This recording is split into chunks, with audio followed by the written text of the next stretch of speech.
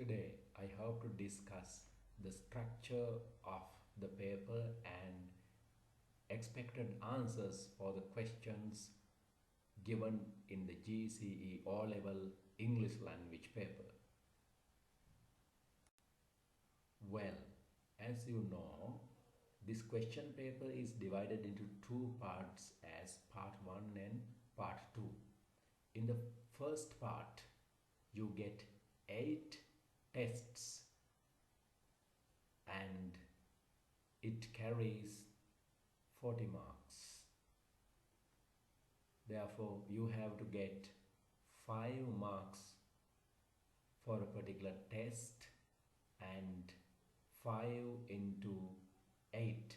You get 40 marks if you write the correct answers for these 5 tests in the first paper.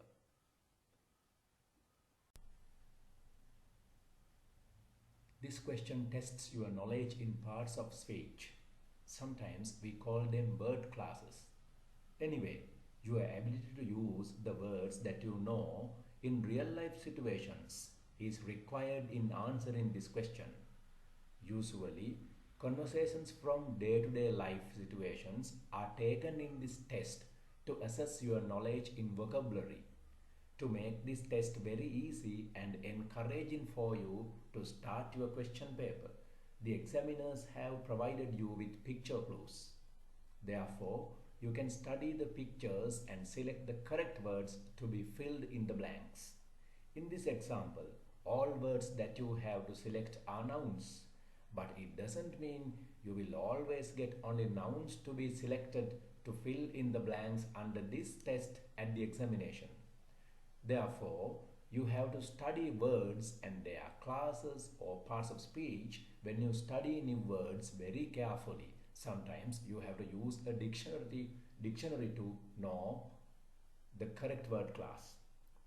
At this point, it's very important to remember that a particular word can belong to several word classes according to the context or situation that it is used.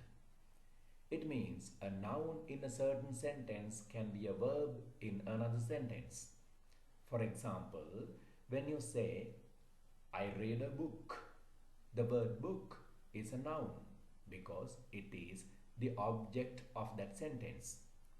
On the other hand, when someone says, I want to book a ticket to Colombo, in that sentence, the word book is a verb that gives the meaning reserve. Therefore, in that sentence, the word book is the verb of that sentence. Therefore, when you study new words, it is your responsibility to know their meanings according to the context, according to the situations that those words are used.